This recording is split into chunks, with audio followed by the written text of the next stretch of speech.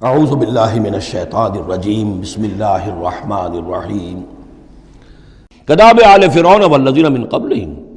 جیسے کہ معاملہ ہوا آل فرعون کا اور ان کا جو ان سے پہلے تھے۔ آل فرعون سے پہلے قوم شعیب سے پہلے صدوم اور عمورہ کی بستیاں، ان سے پہلے قوم سمود، ان سے پہلے قوم عاد، ان سے پہلے قوم نوح۔ یہ ہم سورہ اعراف کے اندر یہ ساری چیزیں پڑھ کر آئے۔ کداب آل فرعون والذین من قبلہم کفروا بآیات اللہ، انہوں نے بھی اللہ کی آیات کا کفر کیا۔ فأخذہم اللہ بذنوبہم، تو اللہ نے پکڑ لیا انہیں ان کے گناہوں کی پاداش میں۔ ان اللہ قوی شدید العقاب، یقیناً اللہ تعالیٰ قوی ہے، قوت والا ہے، زور آور ہے اور سزا دینے میں سخت ہے۔ ذالک بأن اللہ لم یکن مغیرا نعمۃ انعمها علی قوم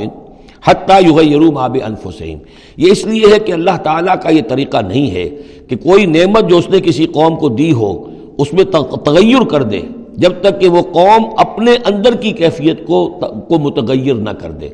یعنی یہ ہر قوم جو اٹھی تھی اسی شکل میں اٹھی تھی کہ اللہ تعالیٰ نے ایک نبی بھیجا، جیسے کہ قوم ہود ختم ہوئی تو حضرت ہود اور ان کے ساتھیوں کے ذریعے سے ایک نئی قوم وجود میں آئی جو آگے چل کر سمود کہلائی۔ تو یہ لوگ کون تھے؟ یہی لوگ تھے جن کو اللہ نے نعمت دی تھی، انعام دیا تھا، احسان کیا تھا، ایمان انہیں ملا تھا، لیکن جب انہوں نے اپنی اس نعمتوں کو بدل دیا، کفر کی روش پر آ گئے، توحید کی پگڈنڈی چھوڑ کر، توحید کی شاہراہ کو چھوڑ کر شرک کی پگڈنڈیوں پہ مڑ گئے، تو پھر اللہ تعالیٰ کی نعمت بھی تبدیل ہو جاتی ہے، اللہ تعالیٰ نعمت سلب کر لیتا ہے، انعام کی جگہ پر اللہ کا عذاب آ جاتا ہے۔ ذالک بأن اللہ لم یکن مغیرا نعمۃ انعمها علی قوم حتی یغیروا ما بانفسہم، یہی ہے جو مضمون آگے بھی آئے گا سورہ رعد میں بھی، اور اس کو پھر یہ کہ اردو میں بھی ایک شعر میں لوگوں نے پیش کیا ہے کہ خدا نے آج تک اس قوم کی حالت نہیں بدلی، نہ ہو جس کو خیال آپ اپنی حالت کے بدلنے کا۔ قوموں کے اپنے اندر کے حالات بدلتے ہیں تو پھر تقدیر بدلتی ہے، صرف خواہش سے، وشفل تھنکنگ سے، امانی سے کوئی بات نہیں ہوا کرتی۔ اور قوم ظاہر بات ہے کہ افراد پر مشتمل ہوتی ہے، پہلے کچھ افراد بدلیں گے، ان کے اندر قلب ماہیت ہوگی، ان کا باطن بدلے گا، ان کی سوچ، ان کے نظریات، ان کے خیالات، ان کے مقاصد، ان کی دلچسپیاں، ان کی امنگیں تبدیل ہو جائیں گی۔ یہ اندر کے بدلے ہوئے لوگ جو ہیں جب کثیر تعداد میں ہوں گے تو پھر یہ مل جل کر زور لگائیں گے، طاقت لگائیں گے، معاشرے کو بدل دیں گے، اور پھر یہ اس طریقے سے کہ انقلاب آئے گا۔ چون بجاں در رفت جہاں دیگر شود، جہاں چو دیگر شد جہاں دیگر شود، جب یہ قرآن کسی کے اندر اتر جاتا ہے اس کے اندر ایک تبدیلی آ جاتی ہے، بالکل بدل جاتا ہے انسان اندرونی طور پر، اور یہ اندرونی تبدیلی ہے جو عالمی انقلاب تک ممتد ہو سکتی ہے۔ وَأَنَّ اللَّهَ سَمِيعٌ عَلِيمٌ، اللہ سب کچھ سننے والا، جاننے والا ہے۔ کداب آل فرعون، جیسے کہ دستور تھا یا ہوا معاملہ آل فرعون کا، والذین من قبلہم، اور جو ان سے پہلے تھے، کذبوا بآیات ربہم، انہوں نے اپنے رب کی آیات کو جھٹلایا۔ فأہلکناہم بذنوبہم، تو ہم نے ان کو ہلاک کر دیا ان کے گناہوں کی پاداش میں۔ واغرقنا آل فرعون، اور آل فرعون کو ہم نے غرق کر دیا۔ وکل کانوا ظالمین، اور یہ سب کے سب ظالم تھے۔ ان شر الدواب عند اللہ الذین کفروا فہم لا یؤمنون، بدترین چوپائے اللہ کے نزدیک یہی لوگ ہیں، اللہ کے نزدیک جو کفر کرتے ہیں اور وہ ایمان نہیں لاتے۔ یعنی وہی جو آیت ہم پڑھ چکے ہیں سورہ اعراف میں کہ یہ لوگ انسان نظر آتے ہیں، حقیقت میں انسان نہیں ہیں۔ لہم قلوب لا یفقہون بہا ولہم اعین لا یبصرون بہا ولہم آذان لا یسمعون بہا اولئک کالانعام بل ہم اضل،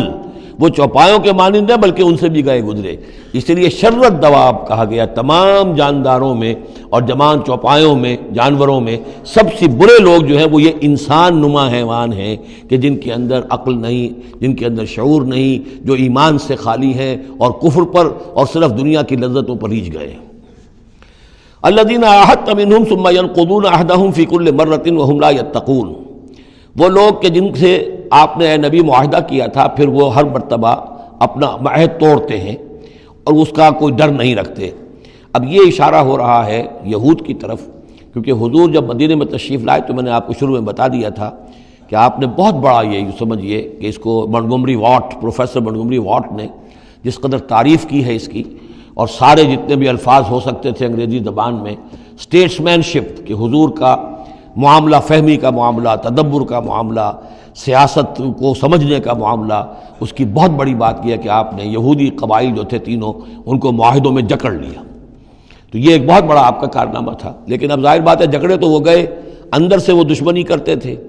ساز باز کرتے تھے۔ اوپر معاہدہ ہے، اندر سے ساز باز چل رہی ہے، پیغامات بھیجے جا رہے ہیں قریش کو کہ کیا کر رہے ہیں آپ لوگ، کیوں دیر کر رہے ہیں، کیوں نہیں حملہ کرتے، ہم اندر سے آپ کی مدد کریں گے. تو یہ کھدبد ابھی چل رہی تھی.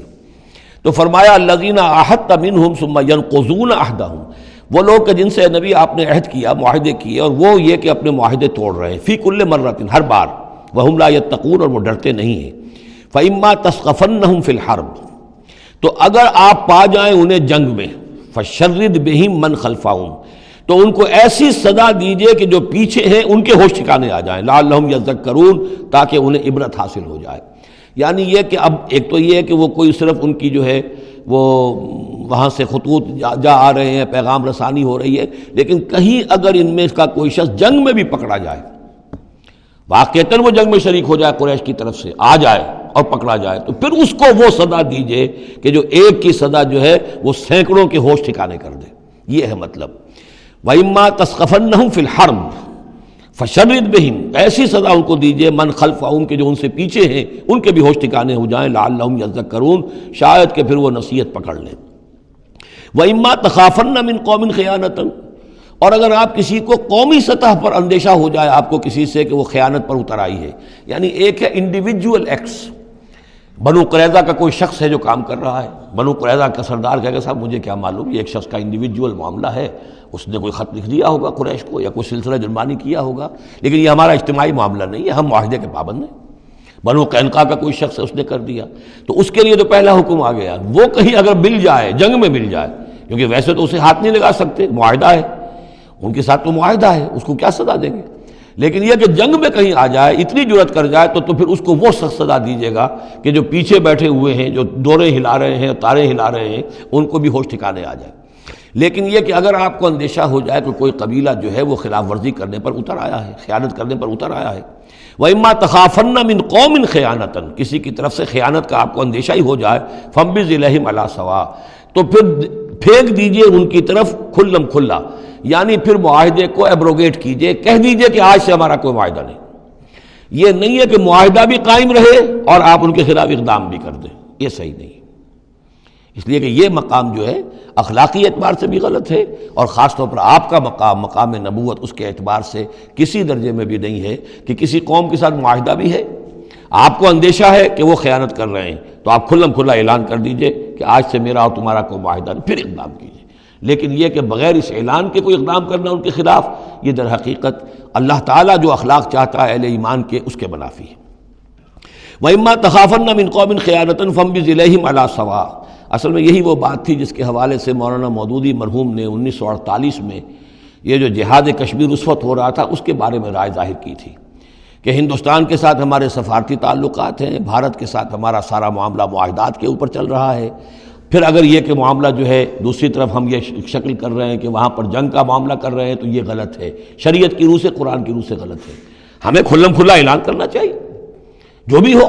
اللہ تعالیٰ پر بھروسہ رکھنا چاہیے، کھل کر سامنے آنا چاہیے. یہ یا کہ میز کے اوپر تو معاہدہ ہے، ہاتھ مل رہے ہیں اور میز کے نیچے سے ٹانگیں گھسیٹی جا رہی ہیں، یہ دنیا داروں کا دھندا تو ٹھیک ہے، لیکن اسلام کی روح سے ایک اسلام کے نام پر بننے والی مملکت کی حکومت کا یہ طرز عمل درست نہیں ہے. یہ تھا وہ معاملہ جو سن 48 میں مولانا مودودی نے یہ رائے ظاہر کی تھی، اور اس پر پھر کافی ان کے خلاف جو ہے عوامی جذبات جو ہیں وہ بہت جو ہے اس وقت بہت بلند ہو گئے تھے، مشتعل ہو گئے تھے، اس لیے کہ عوام کی اپنی سوچ ہوتی ہے. وَإِمَّا تَخَافَنَّ مِنْ قَوْمٍ خِيَانَةً فَانبِذْ إِلَيْهِمْ عَلَىٰ سَوَاءٍ، معاہدہ ان کے منہ پر دے مارو، ان اللہ لا يحب الخائنین، یقیناً اللہ تعالیٰ کو خیانت کرنے والے پسند نہیں ہیں. وَلَا يَحْسَبَنَّ الَّذِينَ كَفَرُوا سَبَقُوا، اور نہ سمجھے وہ لوگ جنہوں نے کفر کیا ہے کہ وہ بچ نکلے ہیں، یعنی یہ کہ اب اگر کچھ لوگ بچ کے بھی تو چلے گئے نا، آخر 1000 کی نفری آئی تھی. انہم لا یعجزون، یہ جو بچ کر چلے گئے وہ یہ نہ سمجھے کہ وہ اللہ کو عاجز کر دیں گے، وہ عاجز نہیں کر سکیں گے. صدق اللہ العظیم.